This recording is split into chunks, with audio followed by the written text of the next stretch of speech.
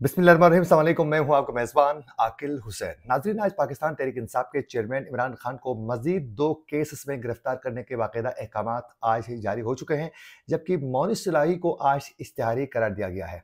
उसके अलावा आज शाह महमूद कुरैशी की उनकी फैमिली के साथ एक अचानक मुलाकात करवाई गई है और आज IMF की जानिब से भी अहम किस्म के मुज़ाकरात पाकिस्तानी हुक्काम के साथ बाकायदा शुरू हो चुके हैं।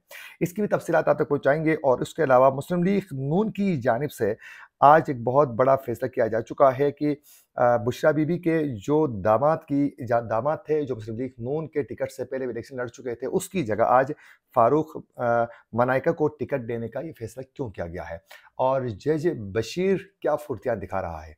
आज के इस प्रोग्राम में इसकी मुकम्मल तफसीलात आप तक पहुँचाएँगे।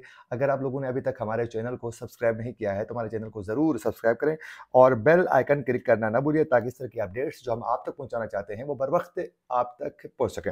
नाज़रीन, आप सब बखूबी आगाह हैं कि इस वक़्त पाकिस्तान तहरीक इंसाफ के चेयरमैन इमरान खान और उनकी पार्टी जो है कई मुश्किलात का सामना कर रही है और उनके पार्टी के कई रहनुमा तहरीक इंसाफ को खैरबाद कह चुके हैं और जो तहरीक इंसाफ को अभी तक जिन लोगों ने नहीं छोड़ा है, वो रुपोश हैं या फिर खामोश इस वक़्त बैठे हुए हैं। जबकि इमरान खान कई केसेस का सामना कर रहे हैं और कुछ दिन पहले भी हमने आप लोगों को बताया था कि सिर्फ़ और सिर्फ़ इस वक़्त जो साइफ़र का केस था, उसमें तो इमरान खान ज़रूर गिरफ्तार थे, लेकिन मज़ीद जो केसेस का हमने बताया था, वो केसेस अब दोबारा एक्टिव किए जा चुके हैं और आज तोशाखाना और 190 मिलियन पाउंड स्कैंडल केस में इमरान खान की गिरफ्तारी के अहकामात जो हैं वो बाकायदा जारी हो चुके हैं, जो ऑलरेडी इमरान खान इस वक़्त साइफ़र केस में गिरफ्तार हैं। लेकिन मज़ीद केसेस पे उनकी गिरफ्तारी इसलिए करवाई जा रही है कि कल को अगर साइफ़र केस में उनकी रिहाई मुमकिन हो जाती है, तो दीगर केस में जो उनकी गिरफ्तारी होती है, उस पर वो मज़ीद जेल के अंदर ही रखा जाएँ और उनकी गिरफ्तारी जो है वो बरकरार रह सकें। इसलिए डिफरेंट जो केसेस हैं उनको तैयार किया जा रहा है। इस वक़्त नैब बाकायदा मुतहरिक होकर 2 से 3 मामलात पर नैब बहुत ज़्यादा मुतहरिक होकर काम कर रही है। नंबर 1, वो जो बुशरा बीबी की जो दोस्त है, फ़राह शहज़ादी, जो फ़राह गोगी के नाम से बड़ी मशहूर है और तहरीक इंसाफ के दौर हुकूमत में एक बड़ा अहम कैरेक्टर था उनका, जो फ़राह गोगी थी उनका। तो एक तो नैब उनके मामले को लेकर बहुत ज़्यादा मुतहरिक है और कल और परसों भी बड़े अहम किस्म के इंकशाफात जो हैं फ़राह गोगी के हवाले से हो चुके हैं और जितने भी इंकशाफात हो रहे थे, उनका जो ज़राए था, वो सरकारी ज़राए बताया जा रहा था। जबकि किसी को भी पता नहीं था कि वो पीछे असल में ज़राए कौन है। तो उन इल्ज़ामात और जो इन्फॉर्मेशन सामने आ चुकी है, उस पर मैं कम से कम ज़्यादा रिलाई नहीं कर सकता हूँ, क्योंकि वो मेरे ज़राए कम से कम नहीं थे। तमाम टीवी चैनल्स ने जो चलाया है, वो हमने आप तक वो रिपोर्ट करके पहुँचाने की पूरी कोशिश की है। तो इस वक़्त बाकायदा नैब की जानिब से एक तो फ़राह गोगी के खिलाफ बड़े शिकंजा टाइट किया जा रहा है, जो आने वाले दिनों में बुशरा बीबी के लिए मुश्किलात पैदा कर सकता है। हमने कल भी बताया था, बुशरा बीबी सिर्फ़ और सिर्फ़ अब गवाह ही नहीं, बल्कि नैब की मुल्ज़िमा के तौर पर जो है वो सामने आएगी। आज भी उनकी रावलपिंडी नैब ऑफ़िस में उनकी तकरीबन 1.5 से 2 घंटे की मुलाकात हो चुकी हैं। उसकी तफ़सीलात अभी तक हमारे पास नहीं पहुँची थी, तो इसलिए हमने उनकी तफ़सीलात बताने से गुरेज़ किया, क्योंकि इन्फॉर्मेशन कंप्लीट नहीं थी। लेकिन आज भी उनकी पेशी हो चुकी है। अब आने वाले दिनों में मज़ीद नैब की जानिब से बुशरा बीबी के खिलाफ शिकंजा टाइट किया जाएगा। अब बहुत से जो एनालिस्ट हैं, उनकी जानिब से कहा जा रहा है कि आने वाले दिनों में इमरान खान के खिलाफ जो है बुशरा बीबी को बाकायदा वादा माफ़ गवाह बनाया जाएगा। लेकिन मेरी ज़ाती राय ये है कि बुशरा बीबी आने वाले दिनों में वादा माफ़ गवाह नहीं बनेगी। मुमकिन है, क्योंकि अब इतनी एज में वो वादा माफ़ गवाह उनके लिए मेरे ख़्याल में बेहतर भी नहीं है, तो वो बनेगी भी नहीं।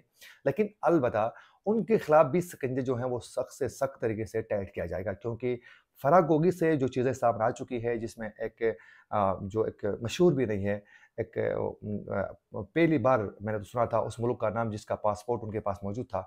तो इस तरह जो इस वक़्त जो करप्शन की दस्तानें उनके सामने आ रही हैं और दूसरे ममालिक के बाकायदा उनके पास तमाम जो डेटा उनके पास मौजूद है, जिसके थ्रू जो है इस वक़्त तमाम इन्फॉर्मेशन कौम तक पहुँचाई जा रही है।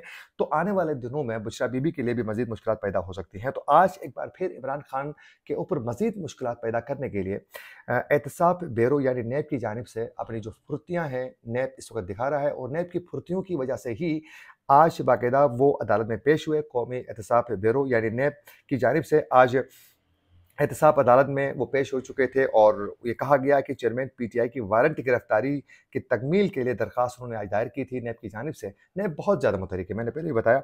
तो आज जो पेश हो चुके हैं वो एहतसाब अदालत में पेश हुए हैं। एहतसाब अदालत के जज कौन हैं?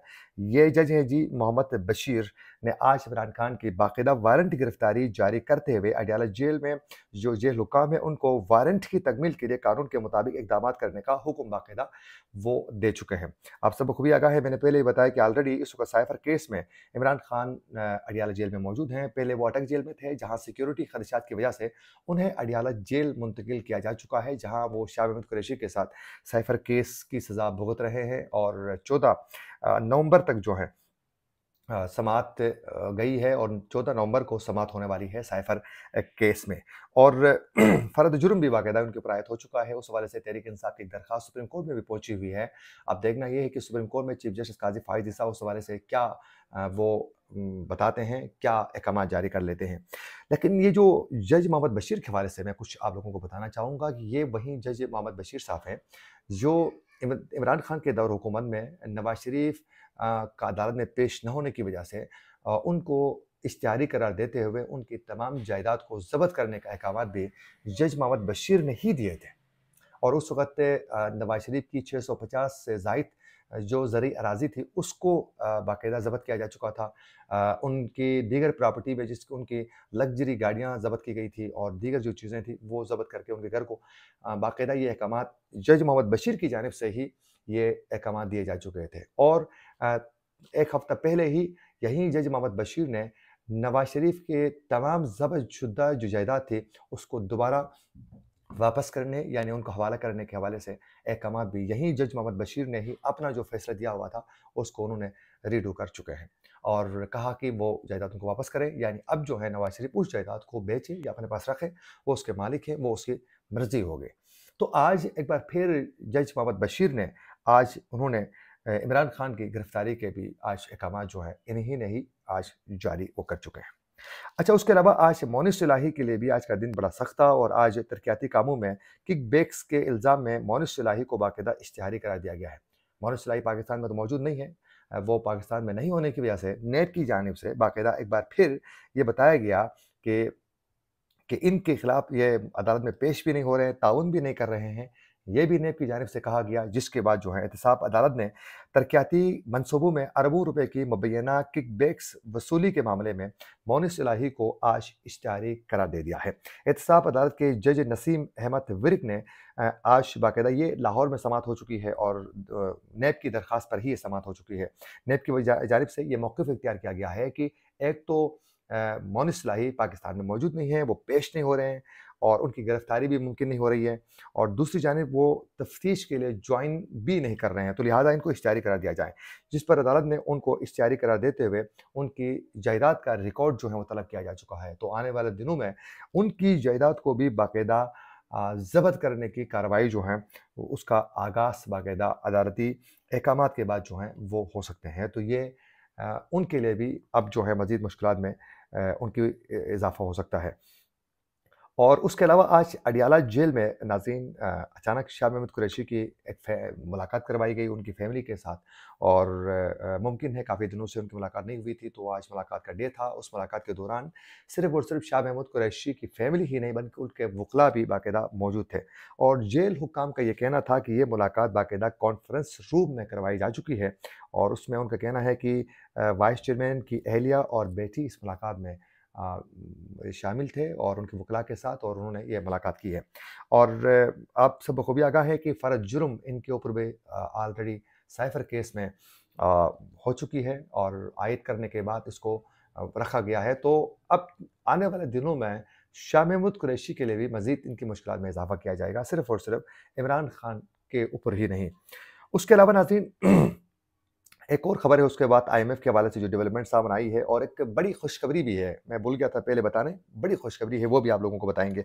नाज़रीन आज से आप बखूबी आगाह हैं कि मुस्लिम लीग नून पंजाब के हल्का नंबर 193 पाकपतन से साबिक खातून अव्वल और साबिक वज़ीर-ए-आज़म पाकिस्तान इमरान खान की जो अहलिया हैं बुशरा बीबी के दामाद मियां हयात जो मलाइका थे उनको टिकट मिलता था। वो 2018 में नून लीग के टिकट पर यहाँ से वो इलेक्शन लड़ चुके थे और लेकिन ये बताया जा रहा है कि उस दौरान फ़ारूक मलाइका जो था, वो आज़ाद इलेक्शन लड़ चुके थे और उनको टिकट नहीं मिला था। लेकिन अब ये बताया जा रहा है कि उनकी जगह यानी बुशरा बीवी के के जो दामाद हैं, उनकी जगह जो है फारूक मनाइका को टिकट देने का मुस्लिम लीग नून ने आज फैसला किया है। और ज़राए का ये कहना है कि फारूक मनाइका की पार्टी से नाराज़गी ख़त्म हो गई है और साबिक वफाकी वज़ीर राना सनाउल्लाह के साथ वो प्रेस कॉन्फ्रेंस में आए हैं। और ज़राए के मुताबिक फारूक मनाइका नून लीग के साबिक एमपीए रज़ा मनाइका के भाई हैं। तो यूँ अब दोबारा जो है वो अपने दीगर रहनुमाओं को मुतहरिक कर रहे हैं मुस्लिम लीग नून की जानिब से। अच्छा, आप लोगों को बताते चलें कि इस वक़्त बाकायदा आईएमएफ और पाकिस्तान के मुज़ाकरात का सिलसिला जो है वो आगे बढ़ चुका है और मुज़ाकरात के हवाले से बाकायदा फ़ातिमी मराहिल में इसको पहुँचाया जा चुका है। और जायज़ा जो मुज़ाकरात हैं, अगर ये कामयाब हो जाते हैं तो फिर पाकिस्तान के लिए बहुत फ़ायदा होगा। और पाकिस्तानी जो हुकाम हैं, इन मुज़ाकरात को लेकर वो बहुत ज़्यादा मुतमईन हैं कि मुज़ाकरात ज़रूर कामयाब होंगे। और मुज़ाकरात कामयाब इसलिए भी मुमकिन है होने के लिए क्योंकि पाकिस्तान में आईएमएफ के जो भी अहकामात आए हैं, पाकिस्तान ने उसे तस्लीम करते हुए और बाकायदा मुख्तलिफ़ चीज़ों में जो सब्सिडी थी, उसका ख़ात्मा किसी सूरत करने की कोशिश की गई है। टैक्स कलेक्शन में कुछ बेहतरी लाई जा चुकी है। और उसके अलावा जो पाकिस्तान में गैस और फिर पावर के सेक्टर में जो रिलीफ़्स मिलती थी, उस रिलीफ़ को भी कम किया गया है। तो यूँ अब बताया जा रहा है कि जायज़ा मुज़ाकरात कामयाब होने की सूरत में पाकिस्तान को 71 करोड़ डॉलर मिलने वाले हैं।